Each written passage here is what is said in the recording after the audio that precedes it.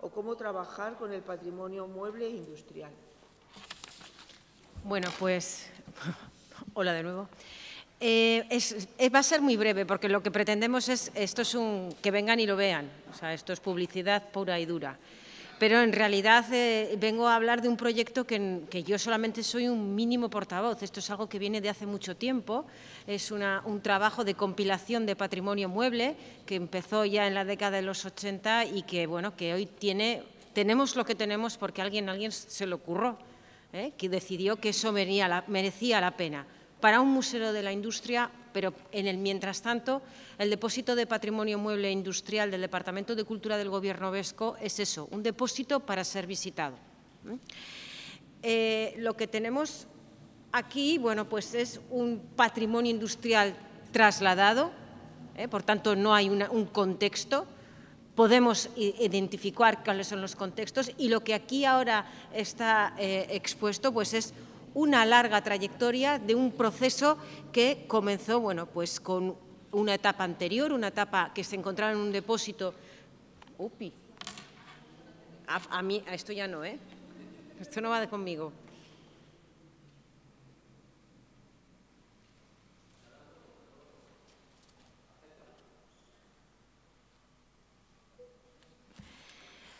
Que, como decía, era otro edificio en una localidad cercana. Estábamos en Bilbao, estábamos en el entorno de Zorrozaurre, tuvimos que marcharnos, se decidió que había que abandonar las instalaciones, pero con Sony Lanteguía, que era como en aquel entonces se llamaba, fue un banco de pruebas. Allí se encontraban un montón de material compilado de mejor o menor manera, había tenido ya distintos periplos y como hemos visto aquí en la problemática, las piezas habían sido desmontadas y en el mejor de los casos agrupadas. En otros casos estaban dispersas por las naves, ¿no?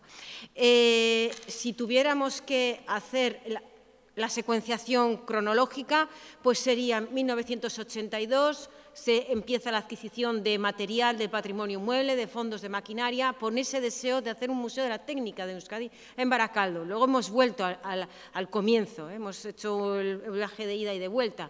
Y eso, bueno, pues tiene también sus luces y sus sombras. Yo voy a hablar de las luces. También en el año 97, 1997, en los años 90 que nos persiguen, tendríamos que estudiarlo más en el ámbito del patrimonio industrial, ese proyecto se ralentiza hasta que para.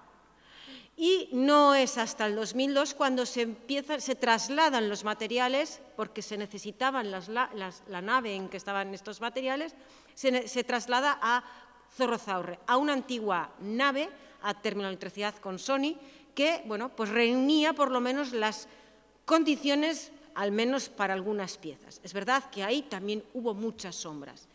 Y en esos, entre el 2002 y el 2012, pues hay esas sombras de las que bueno, me van a permitir que no hable, porque a veces hay que ser prudente, ¿no? La prudencia es algo que a veces se nos olvida. Y en el 2012 el Departamento de Cultura y nuevamente la Asociación Vasca de Patrimonio Industrial y Obra Pública hace un envite y dice, bueno, ¿qué pasa con esto? ¿Qué pasa con estas naves? ¿Qué podemos hacer? Y el Departamento de Cultura dice, bueno, vamos a ver lo que ha pasado entre el ir y venir. Y se hace una reactualización de los materiales.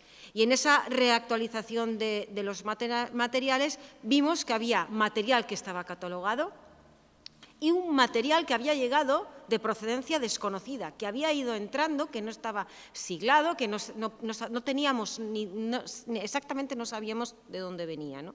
Por tanto, hubo que volver a recatalogar materiales que habían sido cedidos, que a veces estaban en otros lugares, pero no sabíamos si seguían en esos lugares, y materiales que cuando fuimos a verlos decidieron que no los querían ya tener y los volvimos a recoger. Con lo cual decidimos en ese 2012 hacer una foto fija. Y en esa foto fija dio como resultado que había unas 2.300 piezas de diversa tipología y de diversa casuística. ¿Y por qué no sigue?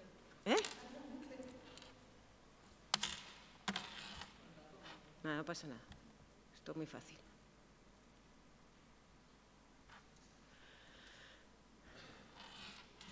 No me digas.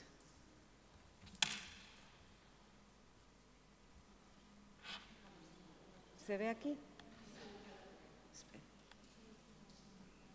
Bueno, pues esto encontramos, había llegado material documental que estaba en esa situación, en un local que tenía, como digo, bastantes inconvenientes en cuanto a su conservación, y se encontraba todo así. Y el equipo que estábamos en aquel entonces, cuatro mujeres aguerridas, decidimos que había que trabajarlo, compilarlo, y esos planos que habían sido desechados, ya habían sido cogidos aquellos que eran mejores, que contenían una mayor información, estos habían quedado desechados, habían quedado ahí varados, y consideramos que más allá de su valor documental, permitía conocer otros aspectos de la industria, de la técnica, de la ingeniería. Y esos planos, que podían ser acetatos, que podrían ser dibujos a lápiz, que podían ser ferroprusiatos, se fueron clasificando de la manera en la que se podía, ¿no? También encontramos una gran cantidad de copias de fotografías, suponemos que también eran por ese futuro museo, pero que hoy a veces nos confirman como el único documento de fotografías que no sabíamos dónde estaba el original. Y algunos libros de documentos de máquinas o también incluso de minería.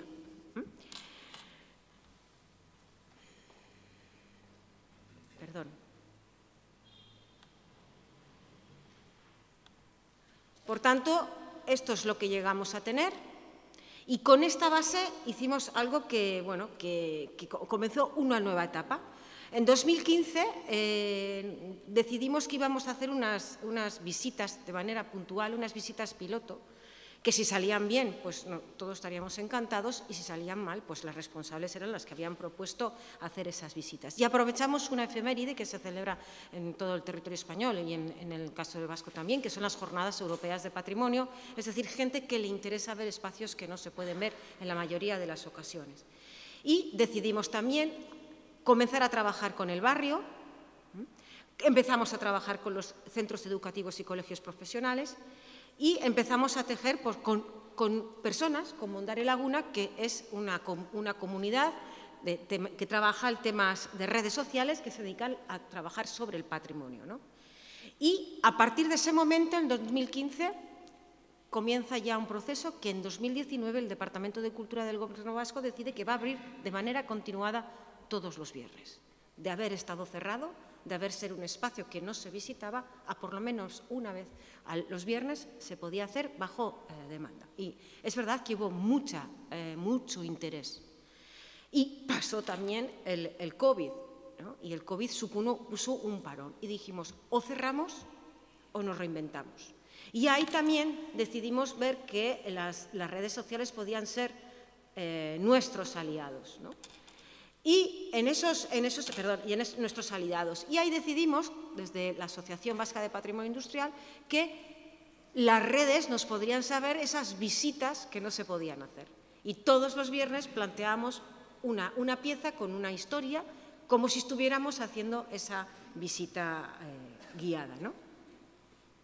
En este caso teníamos el apoyo de la asociación, el apoyo de gente que todos los viernes recibía toda la documentación y hacía todo esto, y por tanto trabajar en comunidad es también trabajar en esto, ¿no?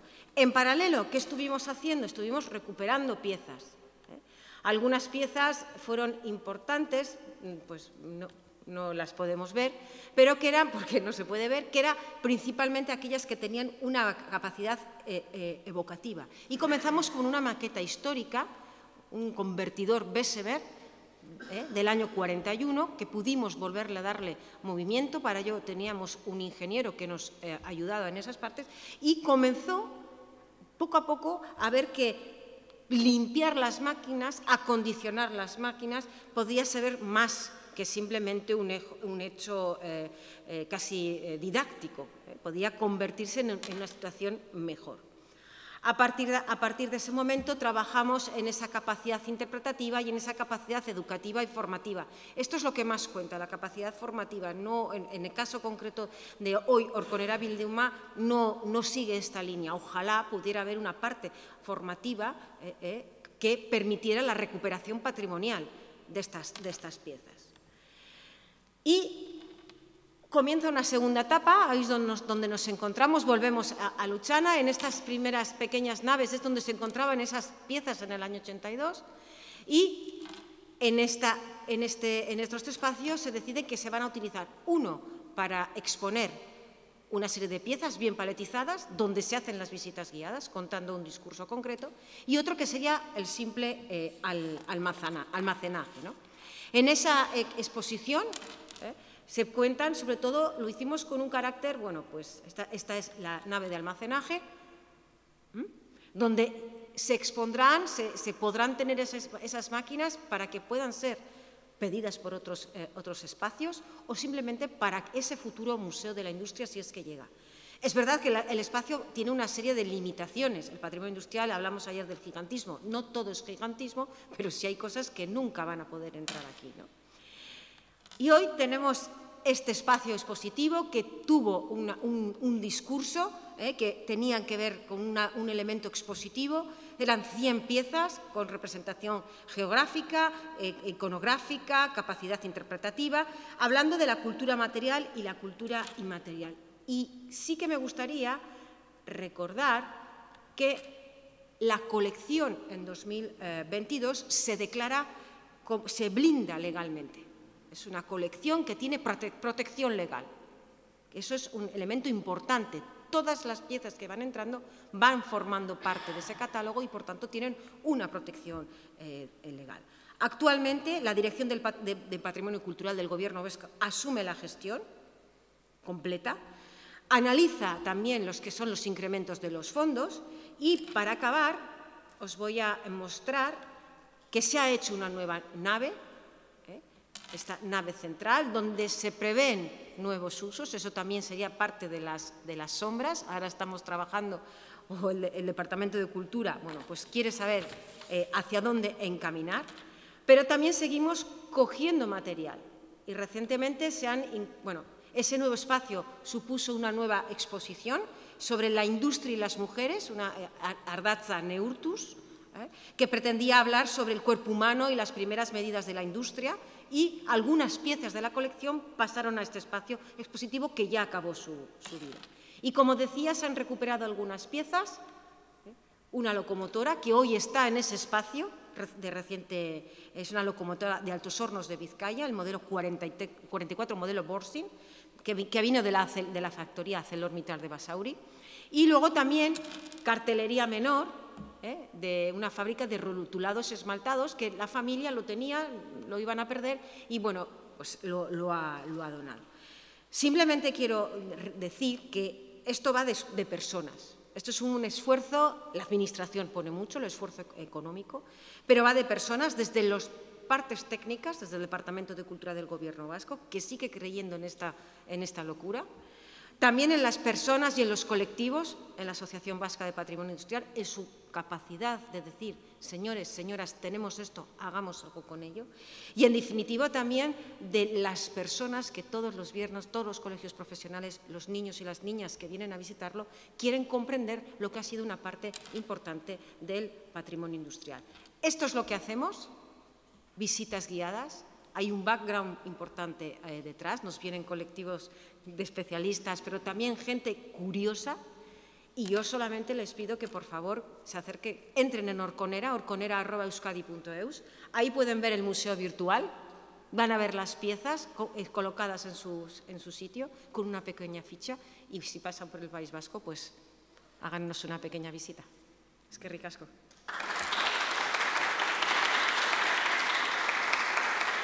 ¿Me escuchan? Estupendo. Pues buenas tardes a todos. Mi nombre es Paula Chaguaceda, yo vengo desde la Universidad de Huelva y voy a acercarles, o al menos intentarlo, un poquito sobre las luces y las sombras que tenemos del patrimonio industrial de la ciudad de Huelva, lo que es Huelva capital, que a veces se ve un poquito ensombrada por la archiconocida Río Tinto, que probablemente todos conozcan, pues vamos a ver un poquito más acerca de la ciudad. Esto es un pequeño recorrido, pues la introducción, el patrimonio industrial de la ciudad, cómo está su estado en la actualidad, así como unas consideraciones finales y un poquito pues la bibliografía y los recursos en los que nos hemos apoyado. Bien, en primer lugar, pues para presentarme un poco, les comento que traigo esto aquí a razón del desarrollo de mi tesis doctoral, que están dirigiendo los doctores Javier Bermejo y Julián Sobrino, al que ya de sobra todos ustedes conocen, gracias a un contrato FPU dado por el Ministerio de Universidades. ¿Por qué tenemos este patrimonio industrial en Huelva? Pues por una importante actividad metalúrgica de la faja pirítica ibérica, sobre todo a partir de la segunda mitad del siglo XIX. Llegan muchos capitales extranjeros, sobre todo británicos, también tendremos presencia alemana, francesa, pero los británicos son mucho más preponderantes.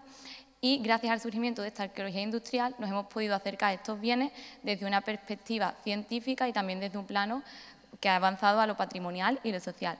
Nuestro objetivo es inventariar pues, esos bienes, realizar esa aproximación y evaluar cómo está a día de hoy, tanto digamos físicamente como en esa mentalidad en la población, esa concepción que se tiene del mismo. Bien, aquí les traigo un poquito geolocalizado ese patrimonio del que vamos a hablar. Como pueden apreciar, es bastante evidente que se localiza más cerca de la ría de Huelva, del estuario del Tinto y el Odiel, ya que va a ser un elemento clave para justificar la presencia de este patrimonio.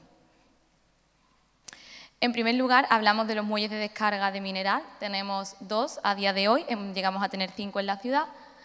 A su derecha tienen el muelle de la Compañía de Río Tinto y a la izquierda el de Muelle de Tarsi. Ambos, como pueden ver, surgen en torno a partir de 1870, aunque el de Tarsi tendrá una ampliación. Su periodo de uso, prácticamente los dos rondan el centenario, algunos lo superan. Los materiales típicos de esta época, madera, hierro, una longitud también similar, construido cada uno por una compañía británica. El municipio de ubicación, el de Río Tinto está en Huelva capital, el otro está en Aljaraque, pero muy cerquita dentro de esa ría, y ambos tienen la categoría de Vic. ¿Cuál es la gran diferencia? El muelle de la Compañía de Río Tinto, que pueden ver allí en ese precioso atardecer, se ha convertido en emblema de la ciudad. Es usado a día de hoy por toda la promoción turística, cada vídeo que sale sobre Huelva siempre se enfoca en este marco, mientras que el muelle de Tarsi ha permanecido en estado de abandono hasta prácticamente un par de años, que se comenzaron sus obras de rehabilitación y siguen en proceso. Lo veremos después con un poco más de detalle. En el apartado del ferrocarril tenemos 2 estaciones. La estación de la llamada Huelva-Odiel, que era la línea que nos conectaba con Zafra, y otra línea que nos conectaba con Sevilla. En esta, que era de la conexión con Zafra, como les comentaba, une esos territorios también de la Vía de la Plata, tiene un estilo ecléctico, de una fachada de azulejos muy llamativa. Es verdad que todos sus bienes muebles, en su mayoría, han desaparecido, solo nos queda lo que sería el armazón, que ubicaba el andén y los almacenes de locomotora, y que a día de hoy es la Delegación Provincial de Cultura de la Junta de Andalucía. Ha sido reconvertida, digamos que sigue teniendo un uso cultural, por así decirlo, y está recogido como bien singular en el catastro, pero no está incluida en el Catálogo General de Patrimonio Histórico Andaluz. Circunstancias similares ocurren con esta estación de Sevilla, también conocida como Huelva Término, fue la primera en construirse con fondos íntegramente privados. Tampoco está incluida en este catálogo de Patrimonio Histórico Andaluz. Pueden ver que fue edificada por la misma compañía de Sunday and Oates. Tiene un estilo neomudéjar de ladrillo muy característico. Como curiosidad, todas las estaciones de la línea de Huelva a Sevilla tienen exactamente el mismo estilo, la de San Juan del Puerto, la Palma del Condado, y una que quizá les suene bastante, la de Plaza de Armas de Sevilla, pues su diseño se inspiró en esta primera de Huelva. Tiene protección integral no monumental, sí que está catalogada como edificio singular en los registros del Ayuntamiento de Huelva, pero vemos otra vez esa falta un poco de protección a niveles más altos autonómicos. Junto a esta estación encontramos el antiguo colegio ferroviario, fundado por los empleados del ferrocarril precisamente para que tanto los hijos de estos operarios como los del puerto de Huelva tuvieran acceso a una formación. Estuvo en funcionamiento, como pueden ver, hasta hace apenas 20 años, cerró en 2003, y tampoco tiene esa protección desde el Catálogo General de Patrimonio Histórico Andaluz. Junto con la estación que vimos anteriormente, ha sido adquirido el pasado 2024 por la Diputación de Huelva y se prevé que se desplacen allí oficinas de esta Diputación, recuperando así estos 2 espacios que ahora mismo se encuentran en estado de abandono. Tanto la estación previa como este colegio han sufrido numerosos actos vandálicos, incendios, ocupaciones, y es especialmente singular, ya que venimos a hablar un poco de patrimonio mueble. Todo lo que estaba, digamos, dentro de este colegio ferroviario hasta hace relativamente poco tenía un gran valor. Hablamos de taquillas, mesas de madera noble, grabados de temática ferroviaria, que algunos, por suerte, fueron rescatados antes de esos actos vandálicos y de esas ocupaciones, están en manos privadas ahora mismo, pero que tienen previsto donarlos cuando los edificios vuelvan a estar en óptimas condiciones, y otros que lamentablemente se han perdido. Aquí encontramos otro de los edificios más conocidos de Huelva, como fue a día de hoy la Casa Colón, antiguo Hotel Colón. Lo construye la Rio Tinto Company para tener un lugar de alojamiento para esas visitas que reciben especialmente sus directivos. Un hotel de lujo, de los más lujosos de Europa. En su momento llegó a contar con elementos tan novedosos como luz o agua caliente y fría dentro de las habitaciones, que nos parece a día de hoy algo muy banal, pero en aquel momento no lo era. También fue escenario de la celebración del cuarto centenario de esa llegada a América, aunque apenas 4 años después ya se transforma oficialmente en la Casa Colón. Estaba compuesto por 4 pabellones, de los cuales conservamos a día de hoy 3. El norte, que era, digamos, el que estaba más alejado de la entrada, entró en estado de ruina y una vez el ayuntamiento lo adquirió, lo transformó en el Palacio de Congresos. Palacio de Congresos que acoge a día de hoy las principales celebraciones de exposiciones, congresos como este que tenemos aquí hoy, musicales, obras de teatro que se celebran en Huelva, se emplazan aquí. Es uno de los principales centros culturales de la ciudad y en este caso sí que está inscrito en el catálogo general. Para ir finalizando, tenemos aquí el barrio Reina Victoria, un barrio obrero, conocido también por su similitud con el de Bellavista de Rio Tinto, erigido por la Rio Tinto Company también como una ciudad jardín. En total tiene 274 viviendas, muchas zonas ajardinadas. Son todas construcciones bastante homogéneas, esas fachadas blancas con adornos en tonos amarillos, azules y verdes y las ventanas rojas. Son algo pequeñitas las viviendas iniciales, como pueden apreciar, 56 metros, pero después fueron ampliándose hasta unos 70-80. En este caso sí que es BIC como conjunto histórico desde 2002.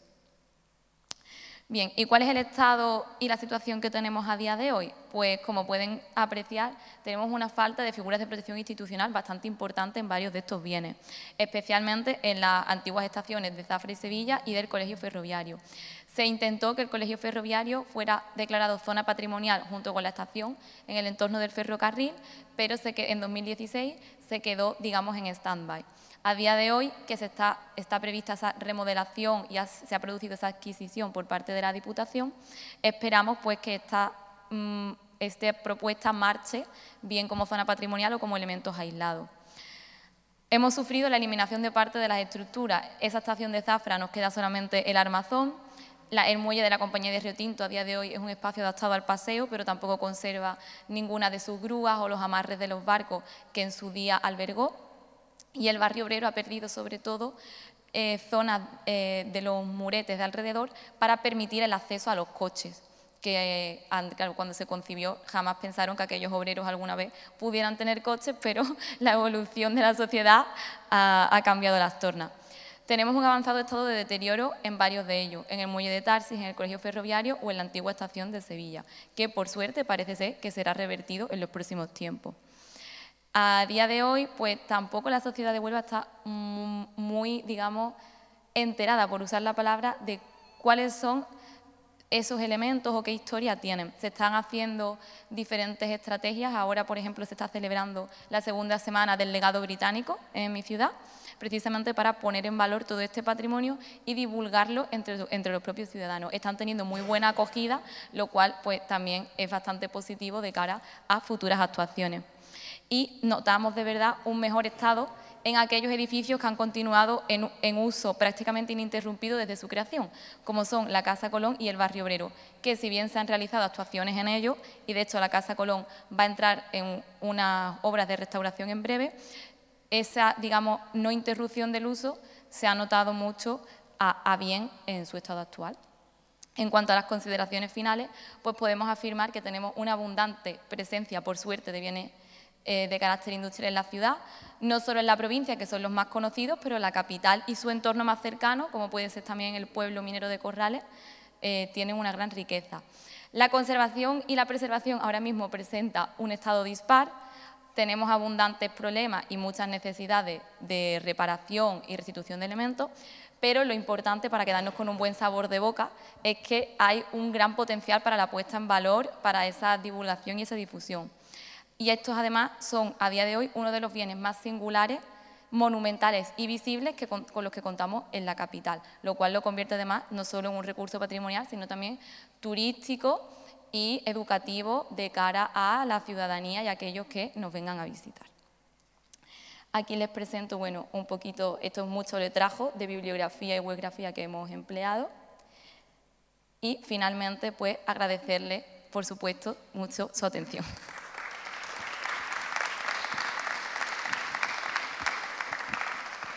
Genial, muchas gracias. Gracias a los compañeros de la Junta Directiva de TICI por permitirme presentar en nombre de mi compañero Jesús Carrasco, que no puede estar hoy aquí.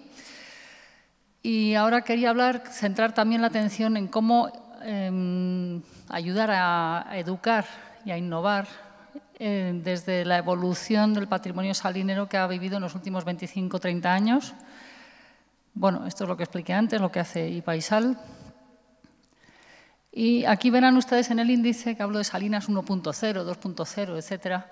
Esta es un poco la evolución que presenta el patrimonio salinero, sobre todo desde el cambio de milenio, más o menos estos últimos 25 años, y hacia dónde nos vamos dirigiendo. Evidentemente, en cada lugar la evolución va a un ritmo diferente, pero estos son patrones generales que hemos podido ver, sobre todo en el patrimonio salinero europeo.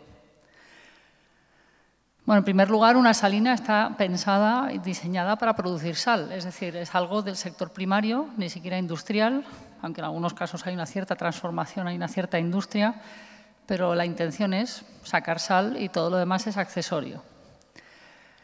Pero, como dije antes, lo que hemos visto es que a escala europea y región mediterránea también ha habido una pérdida de más o menos el 90% del patrimonio salinero, de las salinas como tal, como infraestructura, como conocimiento y como paisaje. Y estamos hablando de que es una pérdida muy relevante, un 90% es grave. Es algo que no deja tanta huella, por ejemplo, como otras estructuras gigantes de las que se hablaba, ¿no? Esto es algo mucho más orgánico en su construcción y, por tanto, desaparece más rápido. Y, claro, toda la atención va ahora a la producción industrial de sal. Las grandes minas, las grandes salinas, hay producción de sal suficiente. La sal se considera casi un recurso renovable porque no se va a agotar. Es difícil que se agote, pero se produce a gran escala en cada vez menos lugares, ¿no? En las salinas 2.0, que son salinas por lo general pequeñas, artesanales, tradicionales, ya se ve que no pueden competir con la sal industrial y lo que hacen es empezar a ofrecer visitas, ofrecer sales de colores, como decimos así vulgarmente, pues sales con hierbas, con especias, ¿no? Y en algunos sitios incluso baños en agua salada, como podemos ver también aquí en esta imagen. Vemos arriba las salinas de Oro en Navarra, abajo Marchamalo en Murcia, en el centro las salinas de Nin en Eslovenia, en Croacia, abajo las salinas de Añana y la foto grande es de Boca Cangrejo en Gran Canaria. Bueno, pues hay una mínima divulgación, una mínima educación sobre qué es la sal, cómo se saca, cómo se hace, pero es muy básica porque está hecha por la propia empresa cuyo origen era producir sal, no educar o hacer turismo, ¿no? En una siguiente etapa ya vemos que se empieza a innovar, ya se empieza a sofisticar la oferta, ya empieza a haber sinergias con empresas, ya empieza a haber delegación de funciones y tenemos, en lugar de baños de pies en el agua salada, pues ya tenemos balnearios, spas, tenemos ya una incipiente investigación con universidades, con centros de investigación. Tenemos visitas un poco más sofisticadas, un poco más orientadas a determinados segmentos del público, una gastronomía más integrada en el sentido que tenemos sal como parte como un ingrediente de otros productos alimentarios del territorio, la colaboración de chefs, aquí como vemos en Añana. Esto de arriba corresponde a Cervia, en Italia. Ahí tenemos turismo ecocultural en las Salinas de Chiclana, en Cádiz, y un balneario magnífico, por cierto, invito a visitarlo, en las Salinas de Sečovlje, esta sí, en Eslovenia. Hay empresas, este es el caso de una empresa que ya empieza a separar un poco las funciones, la función de producción de sal y la función de innovación e investigación, que sería el caso de Necton en el Algarve, en Portugal, que ha producido sal tradicionalmente desde toda la vida y en los años 90 empieza a producir algas con distintos fines, ¿no? Empiezan a cultivar algas en sus balsas y te las venden en formato líquido, en formato pasta, formato sólido, para miles de distintos usos. Hacen investigación, participan en proyectos europeos, en fin, son auténticos pioneros porque ellos empezaron en los 90 a hacer esto, ¿no? Pero lo que a mí me interesa es ir más allá del negocio, ir más allá en el sentido de integrar a esa antigua salina en lo que es el territorio, el paisaje, la comunidad y generar una actividad, pues eso, conectada, sostenible, circular, regenerativa. Conectar con la comunidad, es decir, este es un ejemplo de las salinas de Poza de la Sal en Burgos, donde hay una asociación muy activa que enseña a los niños, les hace participar de una forma respetuosa, no simplemente juegan con la sal, sino que la conocen, ¿no? Saben cómo aprenden a producirla. La sal también como generador de bienes ecosistémicos. La sal, al contrario que otros productos industriales, es un producto que está muy integrado en el paisaje y además aporta algo positivo al paisaje.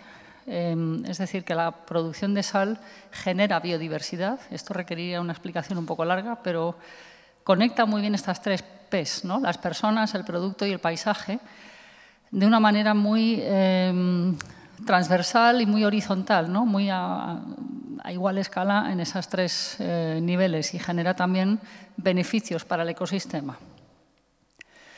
Dos ejemplos también de investigación puntera que se está haciendo ahora en salinas. Uno es la investigación en microplásticos, la presencia de microplásticos en sal. Desde 2017 o así se ha empezado a investigar bastante sobre este tema y en nuestra universidad tenemos un grupo que se dedica a esto, por si alguien tuviera interés. Y otro proyecto en el que he tenido cierta relación también un poco más transversal es el estudio de las salinas, los humedales salinos donde se produce sal, como sumideros de carbono, ¿no? Se suele pensar que la actividad humana es toda negativa. Bueno, hay veces que también hacemos algo bueno.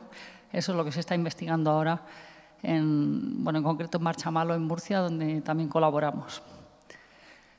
En esta diapositiva presento simplemente unas conclusiones o una tabla resumen, más bien, de todo lo que he querido decir, pero como he corrido bastante, no sé si ha quedado todo registrado. Aquí sí. Y como esta presentación queda grabada, pues queda a su disposición también. Por mi parte, nada más. Muchísimas gracias. Espero no haberme pasado mucho. Gracias.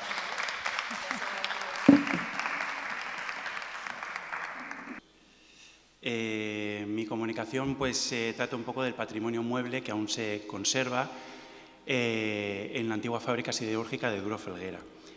Bueno, en este caso hablamos de un patrimonio descontextualizado, abandonado en muchos casos, o como hemos visto estos días, utilizado como mobiliario urbano, ¿no?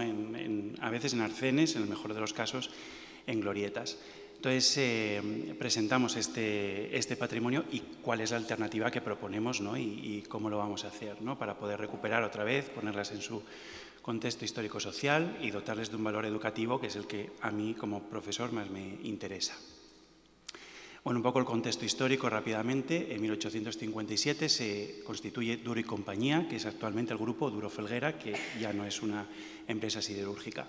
En 1859 entra en funcionamiento la fábrica de La Felguera en Langreo, en Asturias, dando origen también a la población de La Felguera como solución habitacional de la fábrica y se convierte en la primera gran siderurgia integral de España y la de mayor producción tras los Altos Hornos de Vizcaya, hasta que ya nació en Sidesa en los años 50.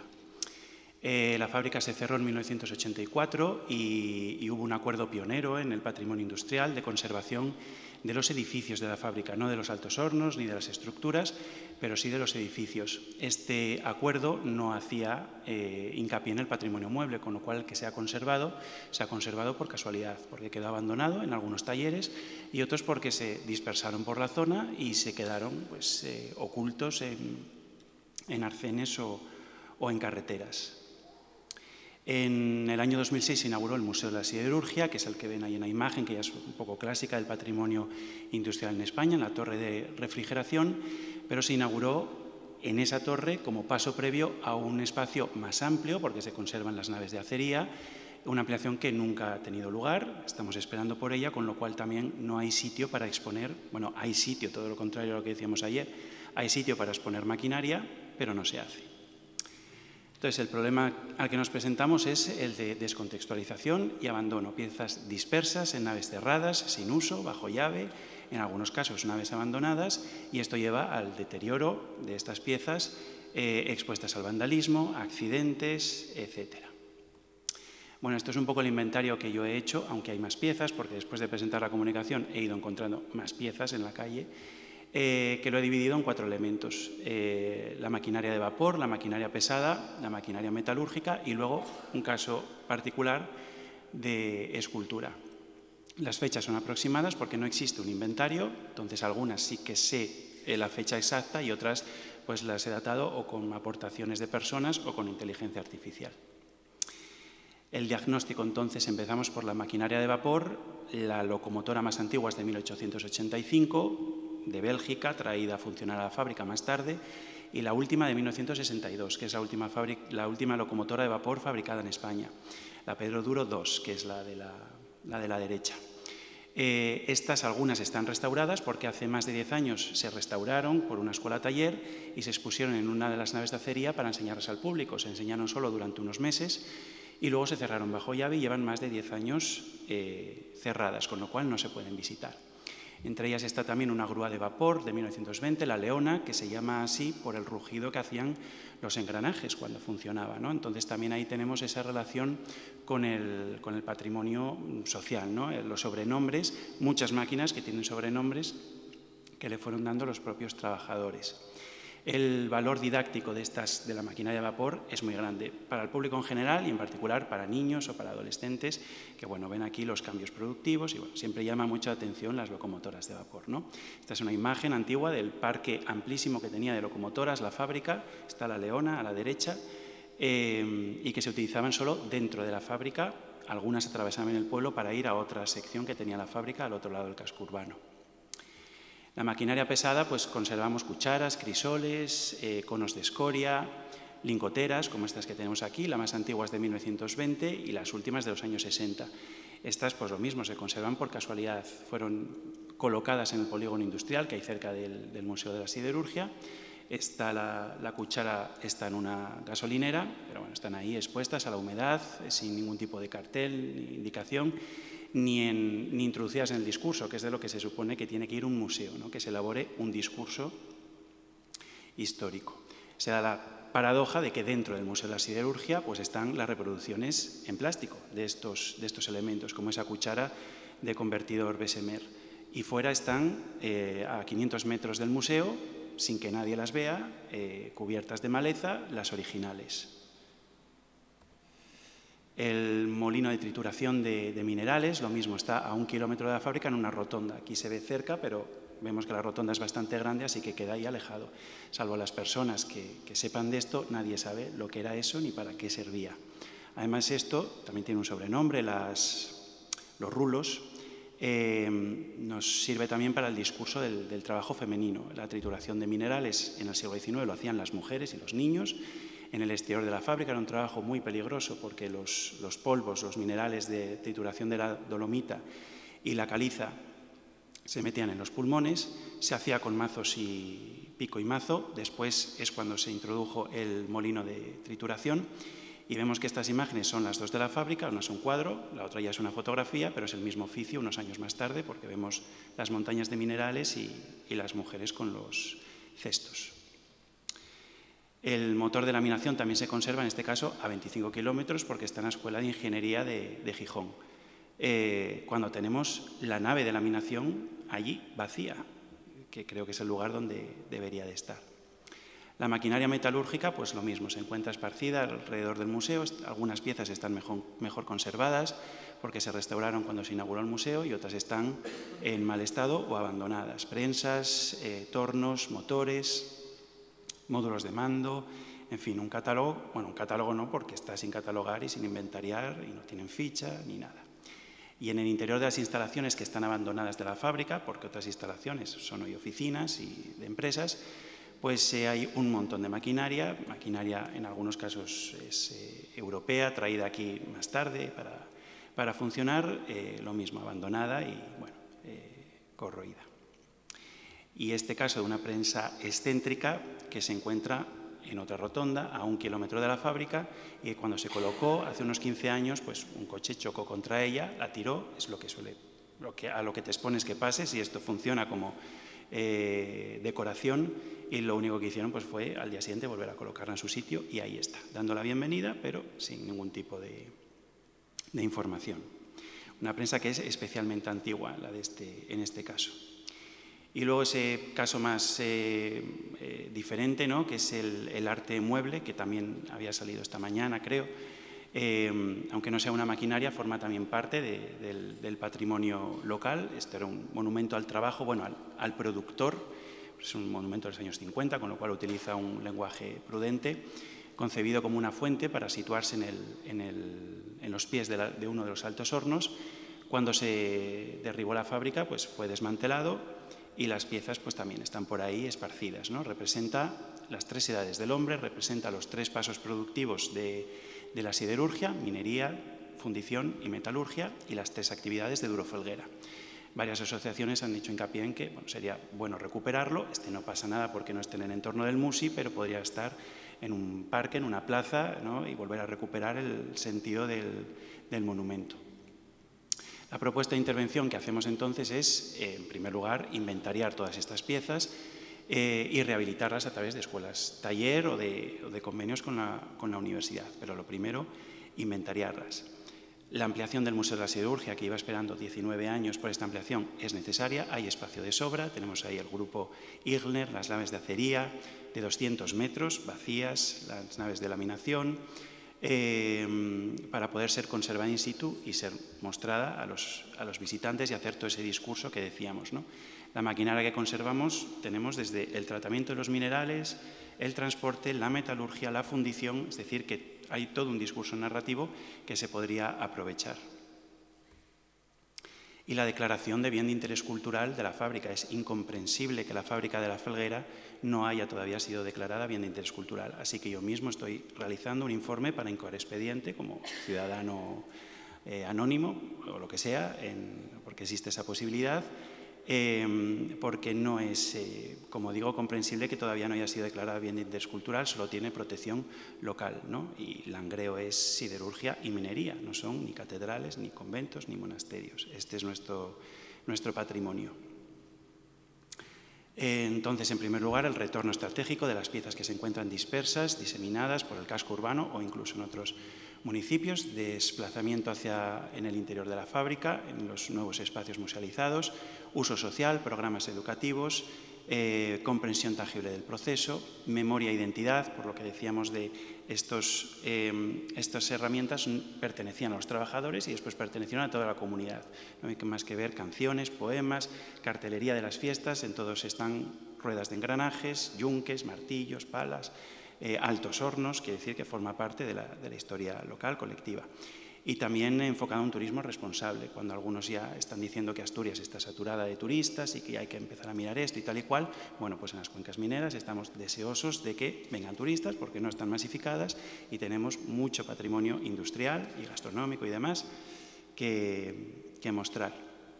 Y esto es un poco una recreación de esos espacios que están abandonados, pues como podrían resultar el taller de ajuste que antes les mostré, más limpio y con la maquinaria expuesta correctamente, el grupo Igner convertido en el salón de actos que conserva el puente grúa, que puede levantar hasta 20 toneladas, o las naves de acería con la colección de locomotoras de vapor, los molinos, el motor eléctrico, la grúa. Un poco el resultado, cuál sería. Y lo mismo aquí con las cucharas, las lingoteras, etc.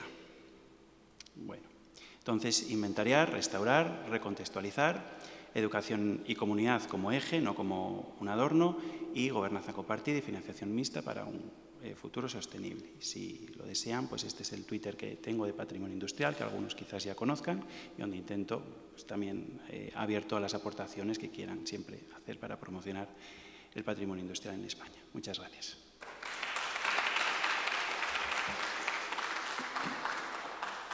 Buenos días, gracias a la Administración y la organización por haber organizado, impulsado y por tener aquí el apoyo del museo.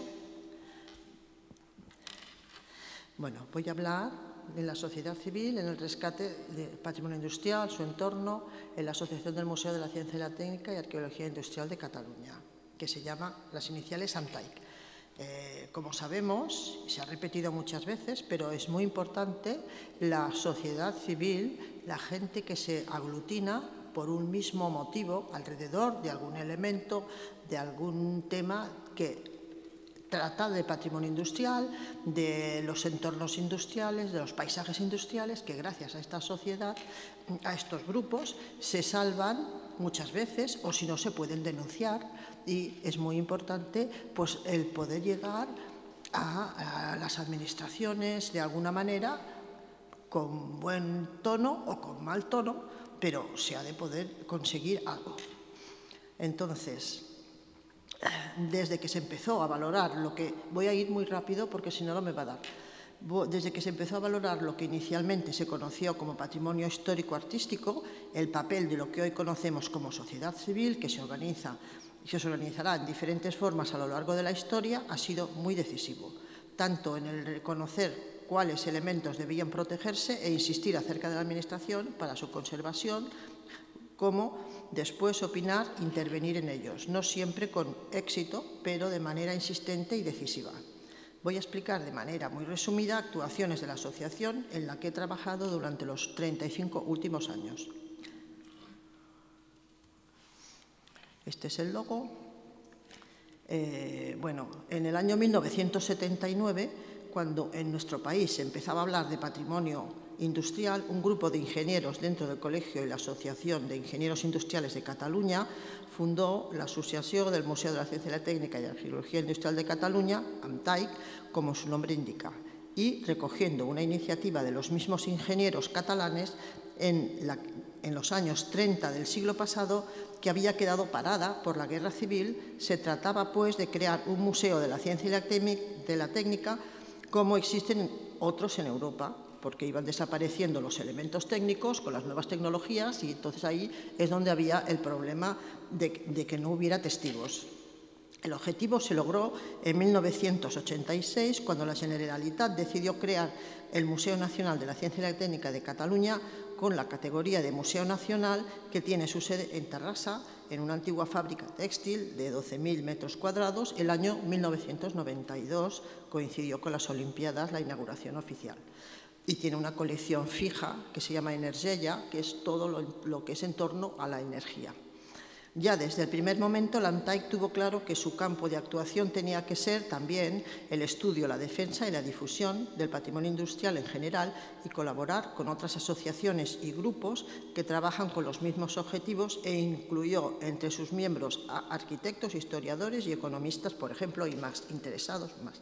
Actualmente somos 250 socios y estamos reconocidos como entidad declarada de utilidad pública por el Ministerio del Interior, con la fecha del 15 de junio del 2016, con las ventajas que ello conlleva para los socios.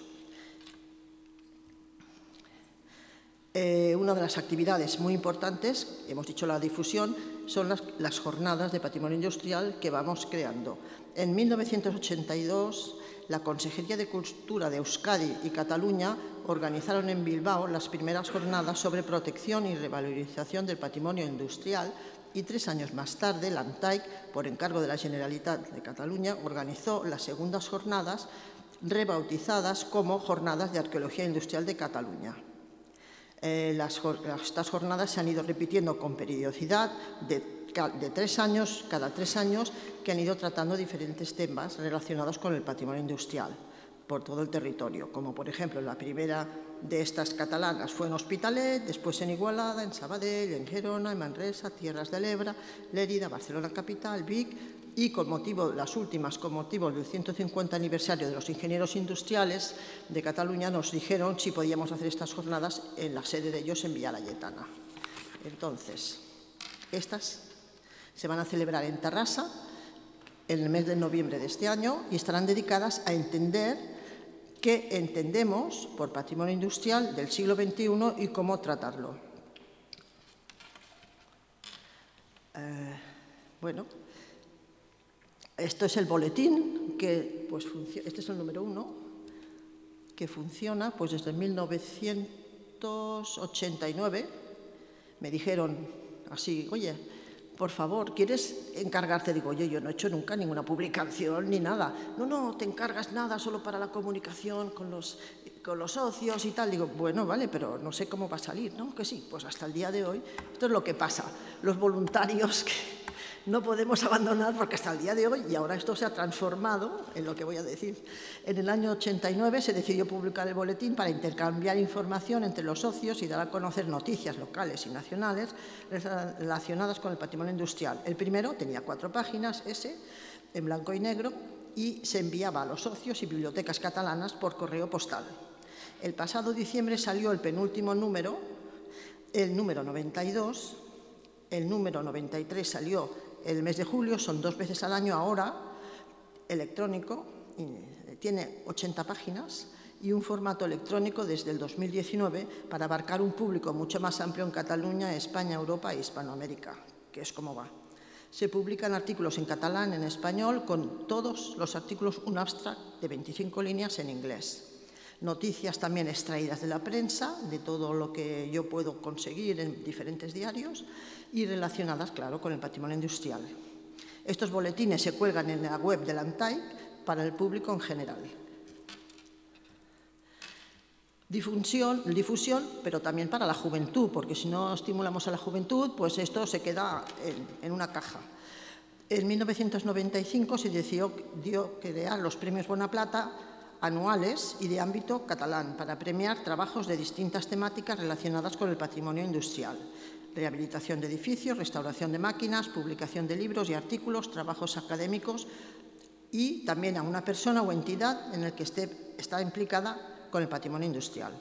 El abril pasado hemos anunciado ya la 33ª edición de estos premios que desde el 2023 en colaboración con el Colegio Oficial de Cataluña, de Arquitectos de Cataluña, incluye un nuevo premio a intervenciones en el paisaje industrial y también otro de nueva realización industrial.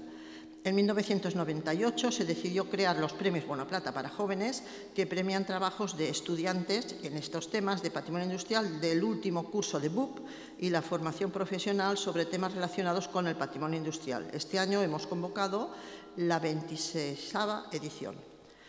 Como ya he dicho, uno de los temas de la ANTAIC que ha trabajado más ha sido el de colaborar con otras entidades interesadas en el patrimonio industrial, ofreciendo nuestro asesoramiento y que, como he dicho también, los miembros de la ANTAIC somos profesionales de diferentes especialidades. Para ello también se constituyó el grupo de defensa, es decir, si hay un peligro de algo, pues es mucho más fácil comunicarnos entre los que estamos en el tema y nosotros hacemos una carta al ayuntamiento que nos digan, mandar la carta o no sé qué, y hacemos esto y el grupo de defensa nuestro lo monta y lo valora. Se encarga de los contactos y colaboraciones incluidas.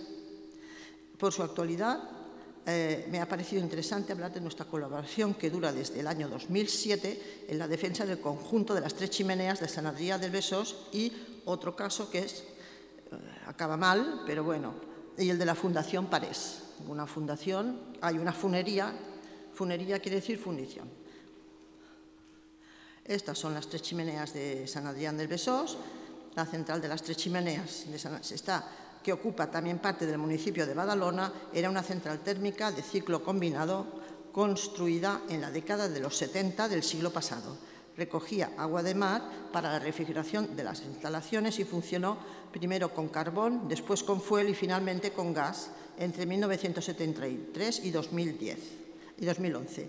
Aquí tenemos una imagen de las 3 chimeneas antes de cerrar las 3 chimeneas, la nave de turbinas y las tuberías que recogían y devolvían el agua al mar. 3 grandes elementos de hormigón de 180 metros de altura, alargados posteriormente hasta los 200 con elementos metálicos para disminuir la contaminación, que aguantaban las calderas que calentaba el agua y producían el vapor para mover las turbinas. Este es el logo de la plataforma, que desde el punto cero les hemos estado ayudando, estamos dentro de su grupo y estamos en sus las reuniones, en todo. La Plataforma para la Defensa de las Tres Chimeneas de Sant Adrià del Besòs nació en el 2007 y logró que la gente de Sant Adrià del Besòs, que ya sabemos que en estos momentos, siempre en estas situaciones, siempre hay malos recuerdos y la gente que no quiere colaborar, bueno, entonces decidiera que querían mantener en pie, ganando un referéndum propiciado por el Ayuntamiento de Sant Adrià en el 2008 y que fuesen declaradas BIC por los ayuntamientos de Sant Adrià y de Badalona en el 2016. ANTAIC fue una de las primeras y pocas entidades que apoyó las acciones de la plataforma desde el primer momento y continúa colaborando y dando asesoramiento técnico. Aquí vemos la zona de las Tres Chimeneas en la actualidad, vemos cómo han desaparecido las tuberías de captación de agua y todo el material que no era de hormigón desmontable y fácilmente vendible, como las tuberías, las calderas, etc. En la nave de turbina se ha mantenido un gran puente grúa y los instrumentos y mobiliario de una de las salas de control. Esta es la propuesta de ordenación del Plan Director Urbanístico PDU del sector de las Tres Chimeneas del Besòs. Este plan urbanístico fue aprobado definitivamente en el marzo del 2022 e impugnado inmediatamente un contencioso administrativo por Ecologistas en Acción en nombre de la plataforma Ecologistas en Acción podía acogerse a la justicia gratis. Contencioso que aún no está resuelto. Se propone que las Tres Chimeneas y la nave de turbina se destinen a equipamientos y que a su alrededor se edifiquen en terrenos propiedad de Endesa y la inmobiliaria del Banco de Santander hasta 1.780 viviendas. Un escándalo. Oficinas, hoteles y una zona verde. Se ha de recalcar que una parte de esta zona, donde prometen construir todo esto, está en zona inundable. O sea que con todas las experiencias que nos ha pasado en Valencia, tienen igualmente la cara de tirar adelante. ¿Qué quieren decir? Que hacen una tontería, que para entrar a los parkings de estas posibles construcciones harán como un repechón así, que subirá y bajará después al parking.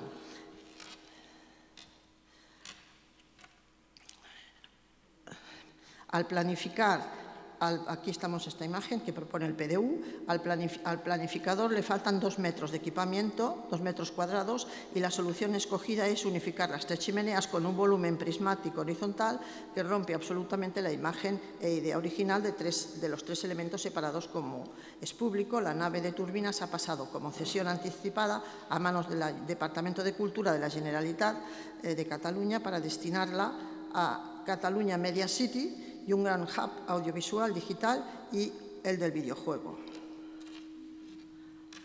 Aquí tenemos la propuesta.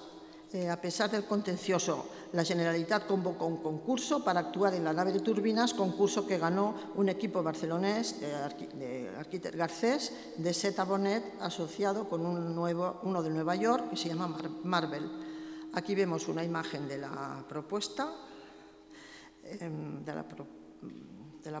que crea una pasarela en la que se adentra en el mar, recordando el conjunto de tuberías que había existido, y con la excusa de que el concurso solo trata de la nave de turbinas, no se dibuja el volumen propuesto para las tres chimeneas ni los edificios a su alrededor. La plataforma, con nuestro apoyo, mantiene el contencioso y está tratando que en el programa funcional de la nave de turbinas se destine un espacio dedicado a la memoria de la industrialización del litoral norte de Barcelona. Y para acabar, voy a hablar de la Fonería Parés, la Fundición Parés, una empresa fundada en 1875 y que funcionó hasta el 2007 en los bajos de la calle Mestres y Casal de la ciudad bella de Barcelona, en el barrio de Sant Pere, cerca de la Catedral de Barcelona, dedicada básicamente a la laminación y estampación de piezas de plomo para pesos, como por ejemplo abajo, si recordáis, en las cortinas y en algunos vestidos llevaban todos un hilito de plomo para que quedara y que cayeran bien. Y también marchamos aquella pieza que hasta hace no mucho llevaban los jamones embutidos para su identificación y que cerró al jubilarse el matrimonio propietario de la empresa que era ya la 4ª generación. Aquí tenemos diversas imágenes del espacio, de la maquinaria, que ha sido prácticamente las mismas y hoy podrían continuar funcionando. Yo lo he visto funcionar. Al tener conocimiento del cierre inminente, se hicieron gestiones por parte del Museo de Historia de Barcelona para buscar no la continuidad del negocio, pero sí para la instalación pudiera enseñarse como actividad más del museo. Nos dijeron al AMTAIC y nosotros cogimos con ganas la posibilidad de colaborar. Dedicamos el número 68 del boletín ya en aquel momento, en noviembre del 2008, a hacer difusión de lo que era la Fonería Parés. La solución, pues así, entre comillas, final, ha sido un acuerdo para que parte de la maquinaria de la Fonería Parés sea desmontada, trasladada y exhibida en una de las salas de la fábrica Icoats en el distrito de Sant Andreu, convertida en una de las fábricas de creación Icoats, dependiente del Instituto de Cultura de Barcelona, y acoge también máquinas de otras fábricas y talleres barceloneses que se han considerado dignos de guardar y exponer. Mejor esto que la desaparición definitiva del recuerdo de una industria cuyo local pasará a estar ocupado seguramente por un supermercado de 24 horas o unas viviendas insalubres. Pues, gracias.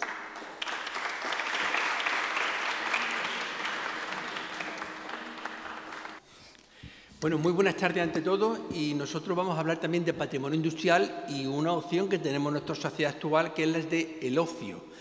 Tenemos mucho patrimonio industrial, estamos acostumbrados a reconvertirlo en museos tecnológicos, en museos industriales, a veces lo habilitamos como centro educativo, pero la opción del ocio quizás no sea algo que está implantado en la sociedad y no suficientemente analizado.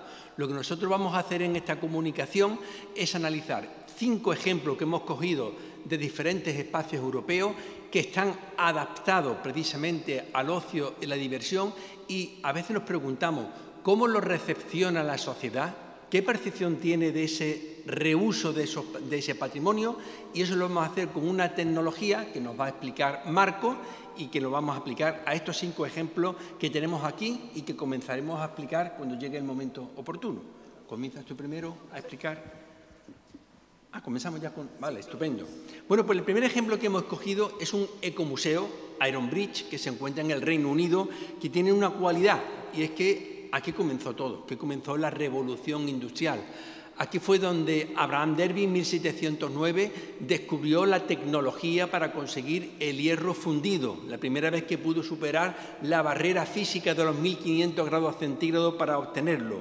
Y es una zona que tenía muchas cualidades para poder admitir ese desarrollo industrial. Tenían minas de carbón mineral, tenían minas de hierro, tenían minas de caolín. Aquí tuvo lugar en 1709 ese paso del hierro forjado al hierro fundido.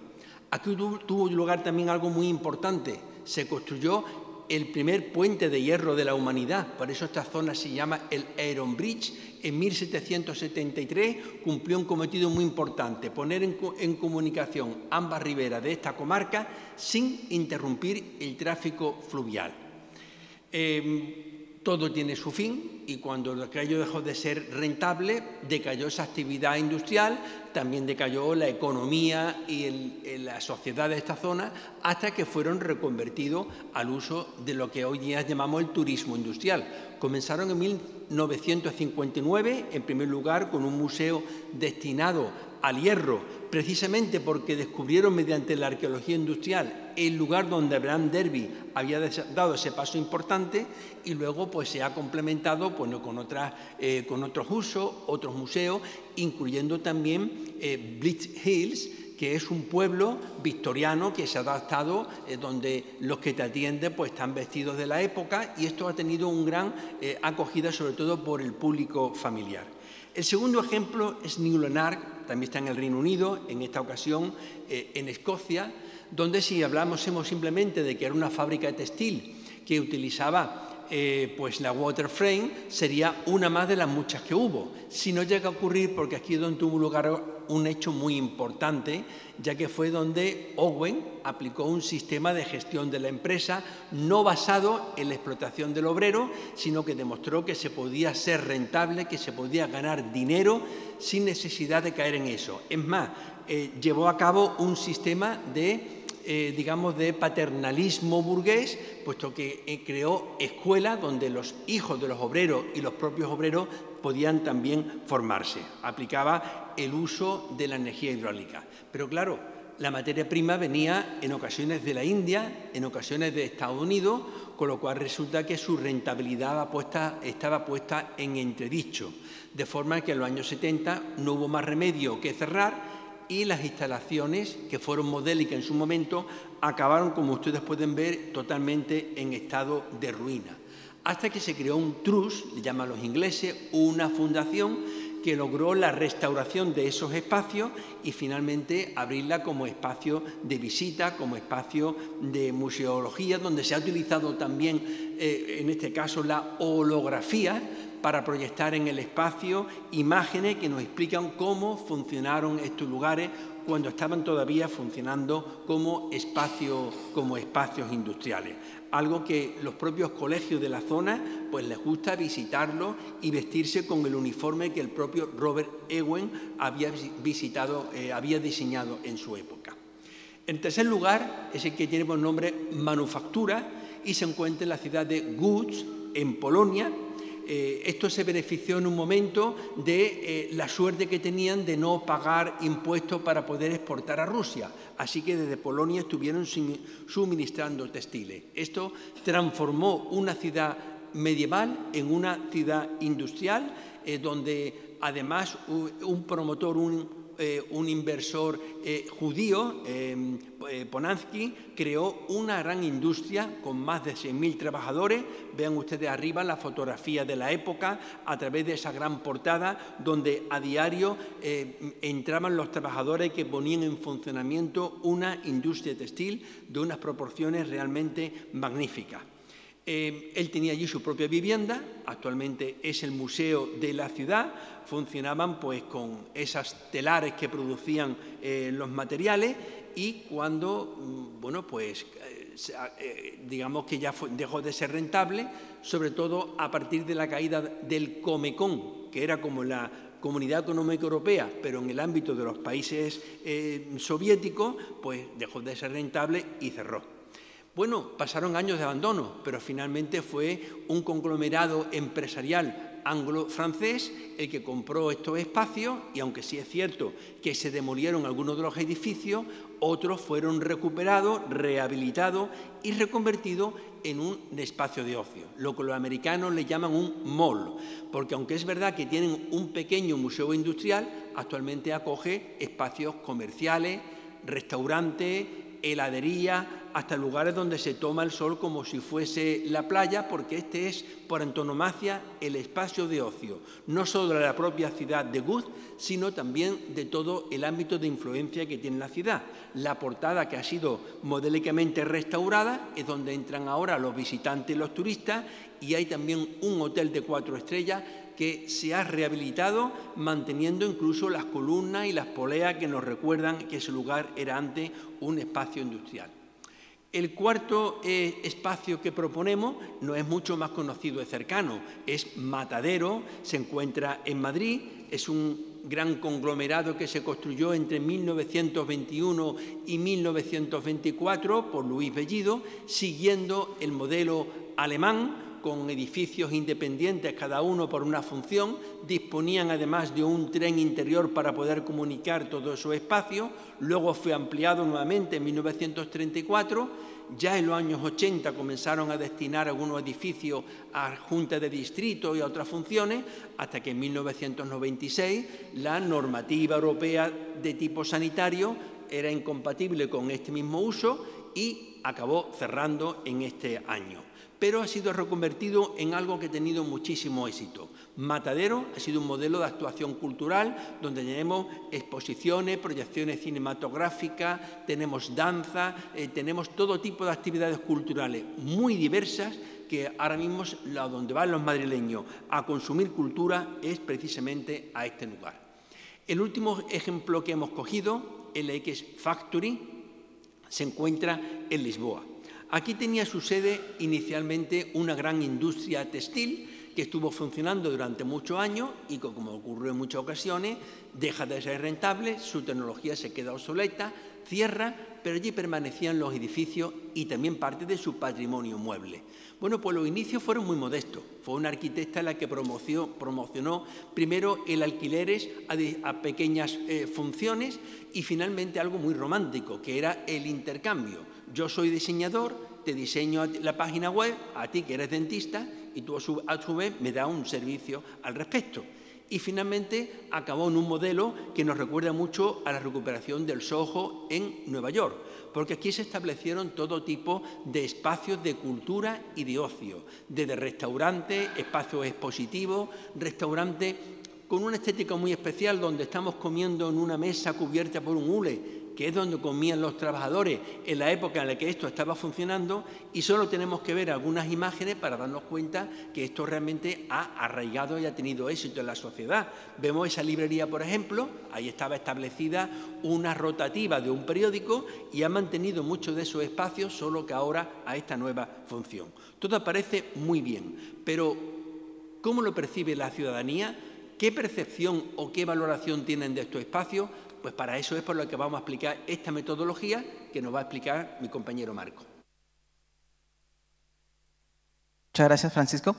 Esta es parte de una investigación que estamos realizando también en el marco de la tesis doctoral, que es el análisis de sentimiento de las opiniones en línea. Y para este caso vamos a analizar las opiniones de Google, ¿no? Google Reviews. Siempre y cuando hemos seguido toda la política de seguridad, no nos interesa directamente una persona en concreto, sino es saber las percepciones de los visitantes. Esta es la metodología que se ha aplicado para esta investigación. De hecho, que todos los comentarios, opiniones, son datos no estructurados, no siguen un orden lógico, por ende son opiniones sueltas, libres. La técnica es a través de web scraping, mediante Python, y también se aplicó Octoparse. Y pues obviamente es un texto libre, tarde o temprano está abierto al público, no hay ninguna política de restricción alguna. Para eso se ha tenido que hacer un preprocesamiento del texto a través de tokenización, ¿no? Lo que es lematización, eliminación de palabras innecesarias y posteriormente la detección de frases claves, ¿no? Aquí lo que se pretende es directamente extraer los componentes lingüísticos, tanto como sustantivos que nos asocien a estos puntos claves de, por ejemplo, fábrica, lugar, exposición, edificio, historia, y asociarlos con adjetivos calificativos, ¿no? Vemos aquí, por ejemplo, está gran, antiguo, hermoso, bonito, comercial.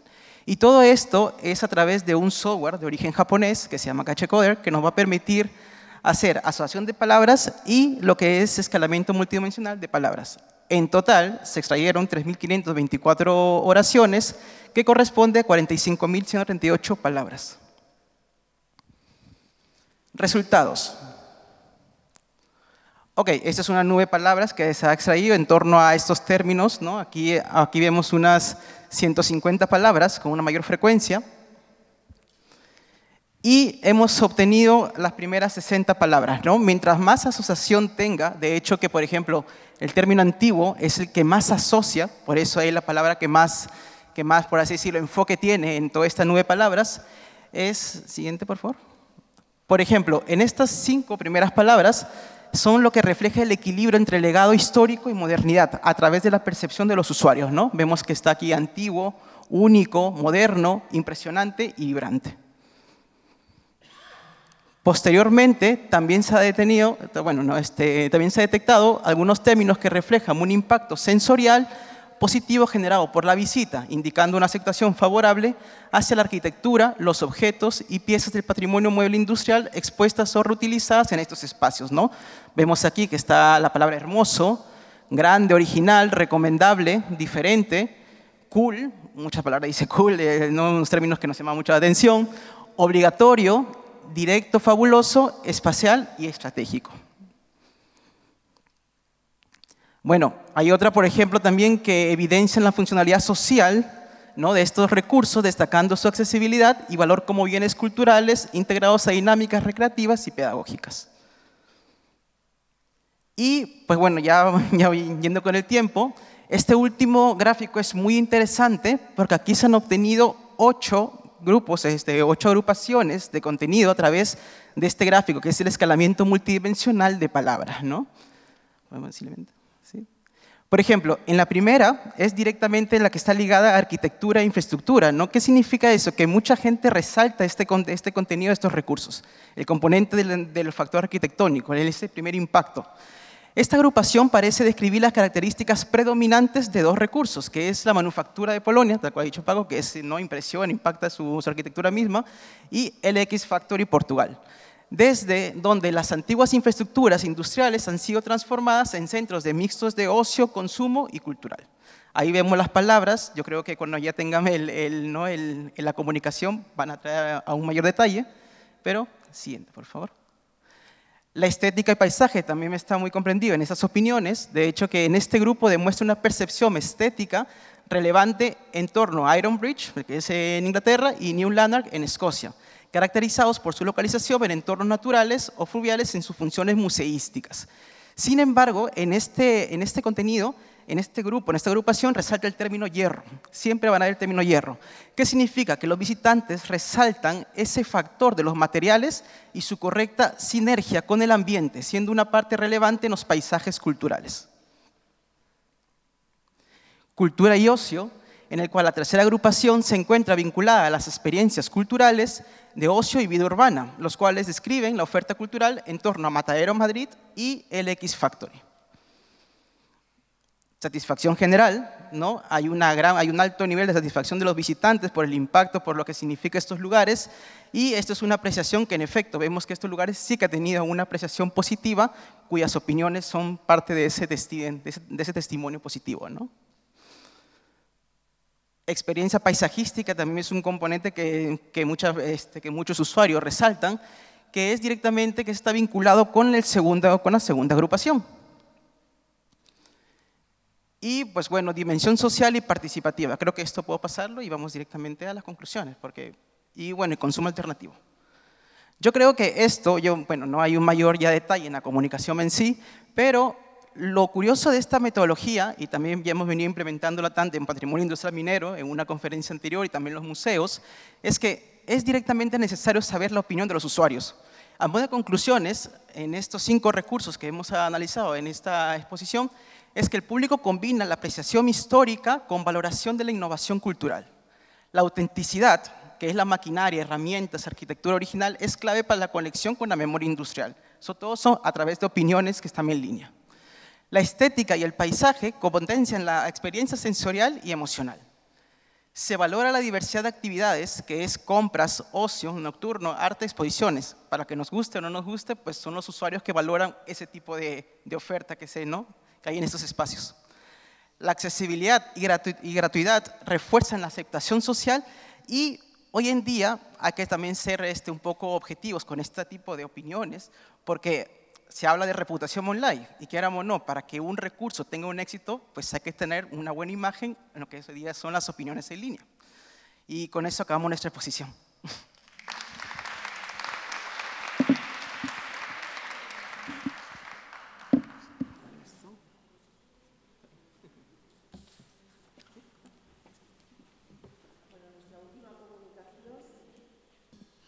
Bueno, buenas tardes. Voy a ser, teniendo en cuenta las horas y la intensidad y la atención, ¿no?, que se presta normalmente, ¿no?, a todas las intervenciones, voy a tratar de, si es posible, ¿no?, de hacerlo en lo más breve, intentando trasladar cuál es mi idea o aportación, posible aportación, ¿no?, para la intervención. El título, como veis, es Depósitos visitables, actuaciones y estratégicas en la preservación del patrimonio mueble histórico industrial.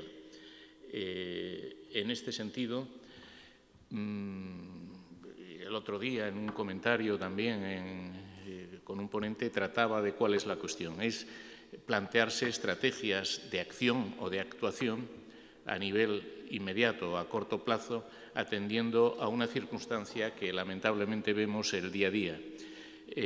Las continuas demandas, que por otra parte es reflejo de una mayor sensibilidad ante la conservación, preservación y valorización del patrimonio industrial, en este caso un patrimonio tan vulnerable como es el patrimonio mueble, y la carencia o ausencia de actuaciones que puedan posibilitar una conservación preventiva, una custodia o una preservación en aras de una posible valorización o una segunda vida a determinados bienes, elementos de patrimonio industrial mueble que corren urgencia como patrimonio en peligro y tienen en peligro su existencia. La motivación y el planteamiento de un trabajo que estamos haciendo, que es la identificación, ya prácticamente terminado, de 50 lugares en el conjunto del país que puedan servir de encarnación de lo que posiblemente sea esta idea que nosotros llamamos CRP, Centros de Referencia Patrimonial, encarnados en elementos individuales o conjuntos, normalmente identificación de fábricas o elementos fabriles, espacios industriales en desuso en expectativa de destino. Es decir, que no corran un peligro inmediato de desaparición, de peligro, pero que el propietario, ya sea la administración, el particular, la institución o quien corresponda, no sepa qué hacer con él ante los grandes problemas que representa su custodia, su mantenimiento y generar retornos o recursos que garanticen la pervivencia y la sostenibilidad en el doble sentido técnico y económico de un bien, en este caso patrimonio inmueble, que normalmente está sujeto a graves problemas. El hecho surgió el 2 de junio en una visita que hicimos tras previas llamadas y conocimiento de unas personas, de Anita y Juan Carlos Cordón, propietarios de Cordon Press, que como sabéis es una de las mayores agencias en España, pero internacional, proveedora de recursos gráficos, de fotografías históricas, y en las cuales comentaban conmigo la carencia que tenían de fotografías de patrimonio histórico industrial para atender las múltiples demandas que se dan en todo el mundo. Los medios de prensa, todos los españoles son clientes de ellos y a nivel internacional todos, ¿no? Desde Le Monde a New York Times, etc. Entonces, Anita y Juan Carlos Cordón tenían un problema común a otros sitios, se desplazaban, se reubicaban en su empresa después de muchísimos años ahí en el centro de Madrid, en la calle Marqués de Monteagudo, y tenían tal cariño a determinados elementos de una empresa familiar que llevaban con ellos desde sus padres ya y querían preservar. Es decir, en este caso querían mantener un bien, en este caso un objeto de grandes dimensiones, que son de los que se trata muchas veces del patrimonio mueble, que excede de la capacidad operativa de un mantenimiento en un local o en una nave o en una oficina de una empresa enfocada ya en nuevas tecnologías, que sustituye en un proceso de renovación tecnológica lo que son los viejos elementos, en este caso de la imprenta, una gran linotipia datada en Nueva York del año 25 en pleno uso y actividad. Es decir, vimos en la visita que realizamos, y Juan Carlos está explicando, como un antiguo operario, ya jubilados todos, pero que iban una vez cada 15 días a engrasar la máquina y que está funcionando perfectamente. La cuestión es qué hacer con esto. Y esta casualidad motivó contacto con instituciones de posible recepción, cosa que conseguimos con la Universidad Complutense de Madrid y el Departamento Juan Miguel Sánchez, el catedrático y digamos, el director de investigación de uno de los grupos más potentes de España, Fotodoc, que trabaja con patrimonio documental, con la imagen, y con la Fundación Lito, Anastasia de Gracia. Fundamentalmente nos pusimos la tarea, tal es así que teníamos la financiación del transporte, que no era muy caro, de desplazamiento desde el centro de Madrid a la periferia, de este objeto que vemos aquí para el rescate, su preservación y su segunda vida en un contexto que podía dotar, por la didáctica patrimonial y las labores propias de investigación y desarrollo a partir de estos elementos materiales, podía tener un futuro de cierta sostenibilidad. ¿Cuál fue nuestra frustración? Que luego dio lugar a múltiples comentarios por WhatsApp de los grupos, de que no se podía sí sacar de aquí, pero no se podía, por razones de su tamaño y complejidad y peso, sobre todo del tamaño, ¿no? y del habitáculo que tenían previsto en la Universidad Complutense de Madrid, con lo cual sigue en expectativa de destino y con un grave peligro. Esta motivación, y no me voy a extender más, es la que puso en marcha ese interés, ¿no?, de actualizar cosas que teníamos dispersas. Hace muchos años desde Incuna tuvimos un proyecto en América Latina y que lo materializamos, que se llamaba eso CRP, ¿no? Son lugares intermedios que no son ni almacenes ni museos, pero que pueden cumplir un papel múltiple, que nosotros siempre nos enfocábamos desde un punto de vista disciplinar, con un objetivo que tenga siempre la preservación, el nuevo uso, un uso o una utilidad social, es decir, que elimine la tara claustral que tienen, por ejemplo, los museos, aparte de sus dificultades objetivas de atender, porque tienen sus reservas de espacios intermedios totalmente ocupadas, que en este caso fuese visitable, fuese un lugar de referencia donde los investigadores trabajasen in situ con la máquina, sin grandes pretensiones, pero atendiendo unas mínimas condiciones que veremos que están codificadas, de temperatura, de humedad, anticorrosión, una mínima cuestión, pero que permita durante un cierto tiempo datar, estudiar estos objetos y ponerlos a disposición, que era el interés de la intervención inaugural de las jornadas, de grandes museos, porque son piezas que interesan. En este caso concreto, varios museos de la imprenta estaban interesados, pero interesados no con la inmediatez que exige salvar esa máquina en un plazo de un mes o 2 meses. Hablan de tenían que renovar sus exposiciones temporales o permanentes, la querían. Es decir, estamos hablando de un espacio híbrido, un modelo híbrido entre almacén y museo, pero que tiene cierta vida y que exige una gestión adecuada, permanente, y por lo tanto el tener la garantía de sugerencia, ¿no?, de tener un propietario, sugerencia en muchos lugares que estamos identificando, que son o bien naves abandonadas o espacios fabriles que no tienen uso y que no saben muy bien qué hacer con ello. En este caso, ligamos también la identificación de estos nuevos lugares y el trabajar sobre lo que llamamos depósitos visitables, el saber qué es lo que se está haciendo o lo que se ha hecho en estos aspectos. Tenemos en la cuenca central asturiana, en Asturias, varios casos concretos donde se está trabajando. Precisamente acababa de ver una exposición que os recomiendo, magnífica, Las mujeres del carbón, en un lugar que uno se ha habilitado precisamente de depósito visitable, para coger maquinaria que no puede albergar en otros usos, desde vagones o herramientas o incluso objetos ya de cierta dimensión, de grandes dimensiones. Es el Pozo San José en Turón, no me voy a extender, pero ejemplifica un poco en este caso, igual que el Pozo Santa Bárbara, que sí lo tiene el Ayuntamiento de Mieres, llega a un acuerdo con la empresa minera, ¿no?, con UNOSA, llega a un acuerdo para hacer exposiciones de arte magníficos, que se gestionan, como sabéis, de forma frecuente, incluso con una vertiente más lúdica, que enlaza con la comunicación anterior, que tiene un éxito brutal en el sentido de los chefs gastronómicos y los que en Asturias tenemos tanto y nos gusta, igual que en todo el norte, igual que en todos los sitios. Bueno, pues alberga periódicamente, una vez al mes, con gran éxito este tipo de uso y actividad de evaluación del patrimonio gastronómico de la zona, incorporando nuevas perspectivas, que estamos todos siempre muy atentos. En definitiva, depósitos visitables, un ejemplo concreto que nos plantean ya en nuestro entorno cercano, que a través de un cuestionario documentamos, miramos y vemos también una carencia importante. La carencia es la ausencia de gestión, una idea clara qué se pretende con eso. Si es meramente un almacén provisional o permanente de cosas, y hay que darle sentido, uso y vida a esas cosas.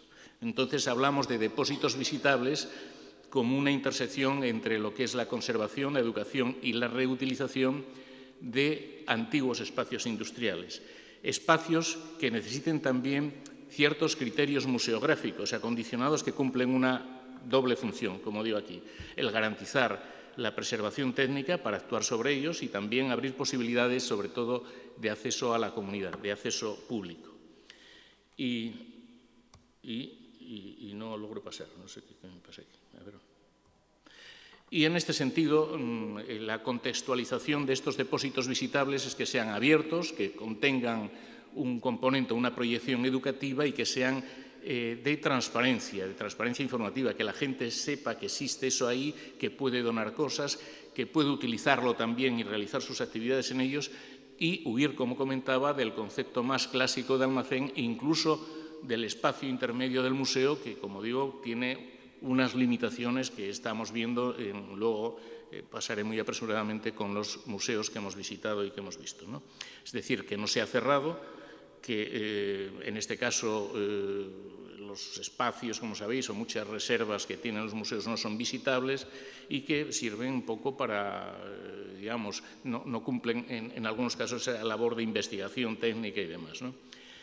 Tendrían estas 5 funciones que comento aquí, de conservación preventiva, de apertura al mundo educativo, a la academia, para la documentación y catalogación, que sirva también con las comunidades locales respectivas para hacer políticas educativas, sobre todo tratando de enlazar con lo que es la formación profesional moderna, recuperando viejos oficios y adecuándolos a las necesidades actuales, futuras de una profesión científico-técnica en las cuales el conocimiento de todo lo que es la historia industrial y la evolución de la tecnología en función de estos testimonios o testigos que representa este patrimonio puede representar un aspecto importante y sobre todo también que haya una política, gestores, mediadores culturales, con participación ciudadana en la cual ese objetivo, doble objetivo que pretendemos, salvaguardar el patrimonio edificado que está en expectativa de destino, que no se sirva con él, y cumplir también una función de utilidad social ligada a programas de desarrollo local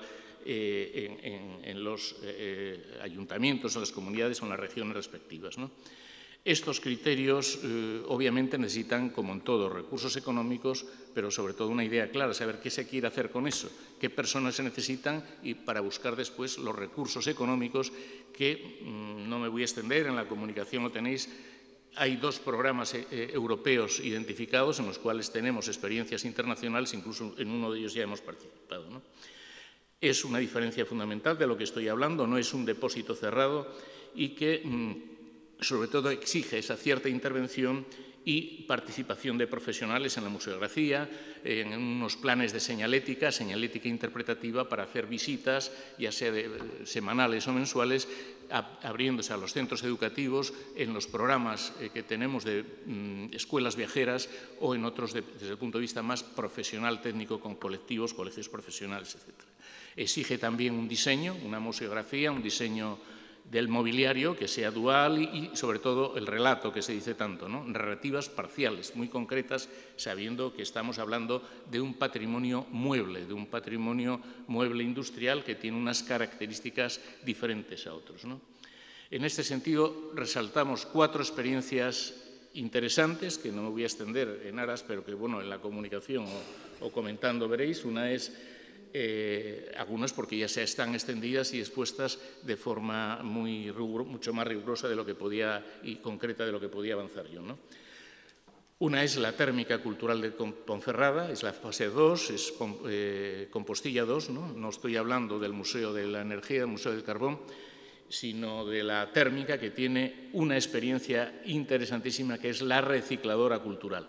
La recicladora cultural con espacios diáfanos, abiertos, que acogen y están dispuestos, por ejemplo, con el programa de cierre de centrales térmicas, está abierto a todo el país a recoger patrimonio mueble de unas dimensiones ya considerables, porque, como pondré en las fotos, reúne las condiciones precisas para ellos. En ellas nosotros tenemos un convenio de exposiciones y tienen también una política, digamos, muy ligada a lo que es la sostenibilidad ambiental, porque es una experiencia curiosa en Europa y yo creo que en el mundo, que tiene un jardín botánico dentro de la propia central realmente impresionante, ¿no?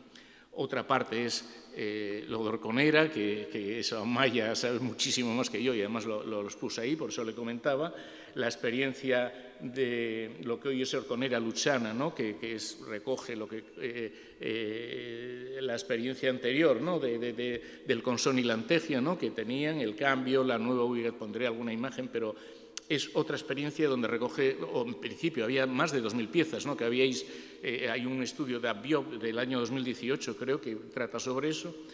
Otra es la del Museo Nacional de la Ciencia y Técnica de Cataluña, realmente interesante, y la del Museo del Ferrocarril, que estaba Javier, no sé si está por aquí, Asturias, que hacen depósitos visitables con fines didácticos y también para que veamos cómo se trabaja en la restauración y en la recuperación de los bienes, en este caso de patrimonio ferroviario. Entonces, voy a tratar de ir lo más posible.